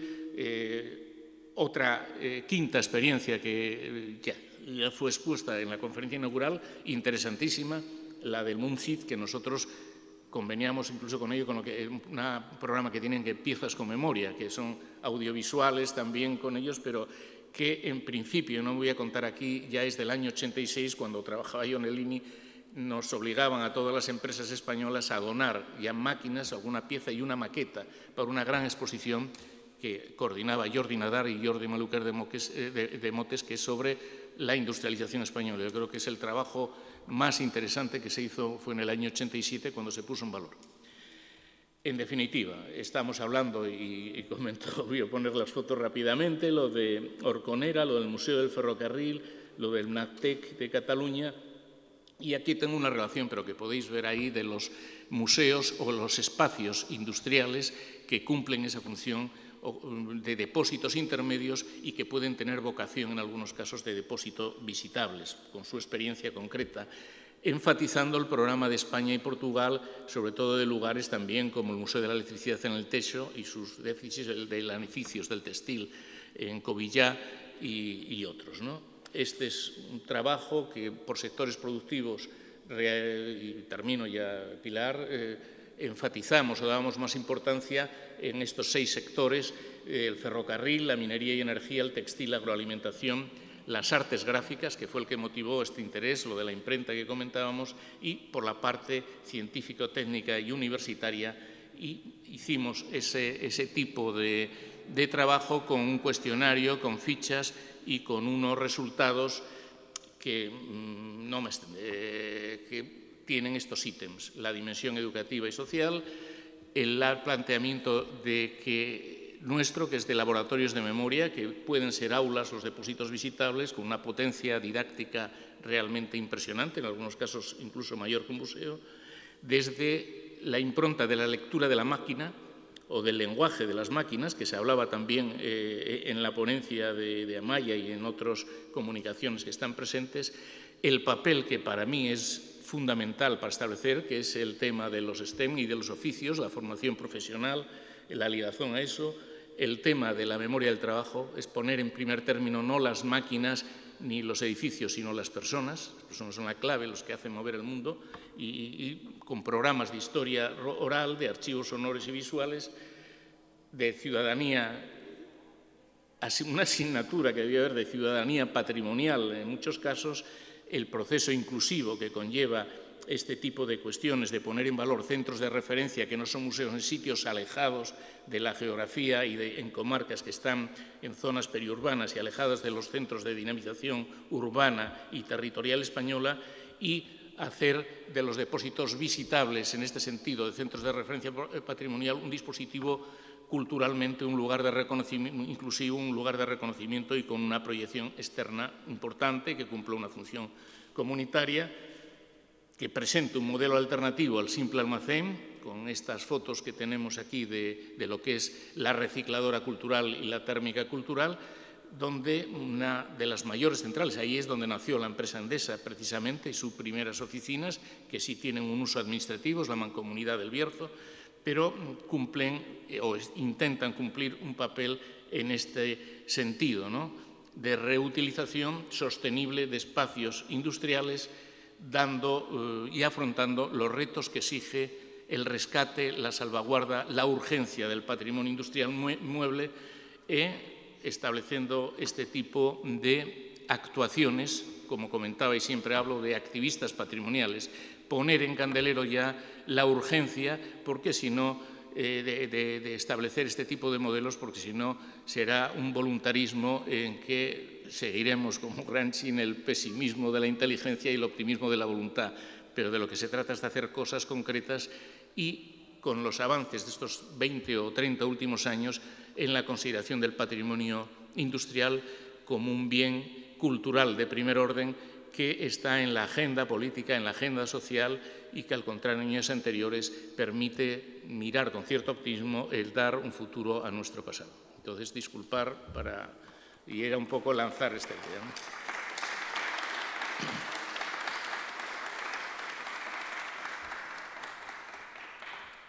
Sí, bueno, pues muchas gracias a todos los comunicantes. Sí. las comunicantes por vuestro ajustaros al tiempo. Ya vamos tarde, yo creo que ya tenemos hambre también todos. Entonces, nada, yo si queréis, me permitís 2 minutos para hacer lo que serían las conclusiones de la mesa. A mí me hubiera gustado tener un poquito más de tiempo para poder entablar una conversación o un pequeño debate, pero yo creo que no tenemos ya paciencia para tanto. Entonces, bueno, yo creo que a la vista de las 2 sesiones que hemos tenido esta mesa, yo creo que podemos llegar bueno, pues a unas conclusiones generales. Primero, que los procesos industriales realmente siempre han generado una relación con la sociedad, ¿no? Con la sociedad que tiene a su alrededor. En unos casos, cuando empieza la actividad industrial, esa relación suele ser de conflicto, pues por las diferentes situaciones de contaminación, de ruido o de determinados elementos, y siempre hay ese conflicto con la sociedad civil. Pero en el momento en el que esa fábrica o ese espacio industrial se desactiva, la comunidad también se da cuenta de que aquello que en un momento fue, podemos decir, un fastidio, se ha convertido en su memoria, ¿no? Y ahí empieza ya todo un proceso de activación de la memoria y de reconocimiento en esa actividad fabril que fallida, ¿no? Entonces, digamos que hay como ese doble sentimiento de conflicto, pero luego de reconocimiento y de aprecio. Luego también en esta relación con la sociedad, una de las últimas comunicaciones nos ha planteado la importancia de la recepción, porque de cómo esos espacios rehabilitados luego cómo son percibidos por esa sociedad, ¿no? Y yo creo que esto también es muy importante porque muchas veces nos olvidamos de la recepción y solamente entendemos el éxito de un espacio reconvertido en términos de triunfo económico, ¿no? De va mucha gente, por lo tanto ha triunfado. Sin embargo, el éxito no es ese. El éxito es precisamente, ¿no?, ese reconocimiento positivo, esa recepción en positivo que esos usuarios o esos clientes que ahora tienen esos espacios pues realmente tienen. Y es muy interesante ocuparnos de estas cuestiones de la recepción para buscar modelos en positivo y modelos que se puedan replicar, porque realmente, bueno, pues todo está inventado, no vamos a inventar cosas nuevas, pero sí vamos a intentar replicar lo positivo. Por lo tanto, estas nuevas metodologías yo creo que son muy interesantes. Luego yo creo que ha quedado muy claro en esta mesa la importancia de las asociaciones, ¿no? Son fundamentales para el patrimonio, yo creo para el patrimonio cultural en general, pero para el patrimonio industrial en concreto. Además, para todos los procesos, ¿no?, desde el activismo hasta la recuperación y, por último, la difusión.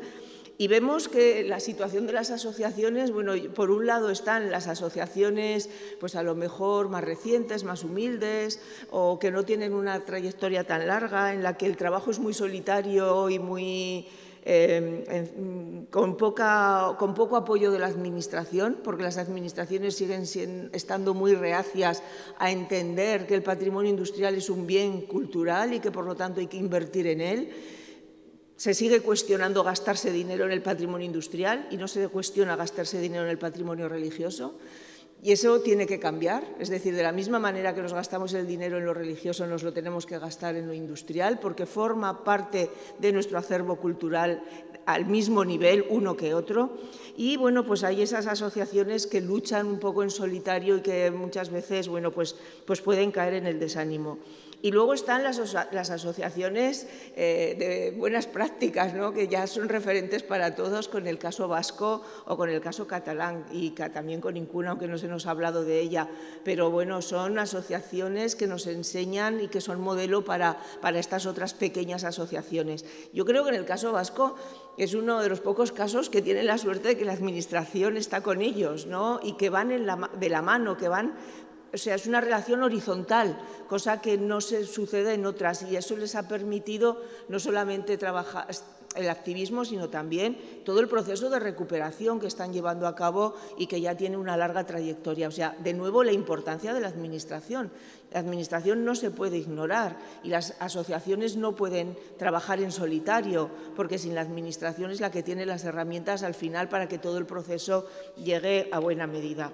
Y ya como última, la importancia de la educación, ¿no? Una educación que en unos casos nos ayuda a crear narrativas, a hacer conscientes a nuestros alumnos, ya que estamos aquí mayoría, bueno, bastante gente que viene de la universidad, cómo podemos realmente desarrollar estrategias para en los procesos educativos meter el patrimonio industrial, ¿no? No es algo ajeno a los temas que estamos trabajando, y a través de ahí nuestros propios alumnos pueden crear nuevas narrativas, que eso yo creo que es muy importante, darles esas nuevas, ser capaces de generar esas nuevas visiones. Y luego, por otro lado, está la oportunidad de la educación reglada, ¿no? Con lo que se nos ha comentado desde la SAL o la defensa que ahora también ha hecho Miguel Ángel de la FPE o de otro tipo de aulas, ¿no? Quiero decir, ahí, bueno, pues esa, de nuevo, la importancia de la administración, porque tiene que ser la administración educativa, en este caso, la que sea consciente que puede generar procesos educativos que estén vinculados a estos antiguos oficios que queremos que no desaparezca. Y luego ya simplemente para acabar, bueno, pues que el patrimonio mueble, que lo tenemos en un segundo plano, pero sin embargo en esta mesa y también en este congreso estamos viendo que se puede convertir, o que es realmente la bisagra entre el inmueble, entre lo inmaterial y también en el paisaje, ¿no? Con lo cual nuestra mirada y nuestro estudio del patrimonio mueble, bueno, pues tiene que aumentar y ser mucho más importante de lo que ha venido siendo hasta ahora. ¿Queréis decir algo o nos vamos a comer? Venga, pues hasta aquí la mesa 3. Muchas gracias por asistir todos.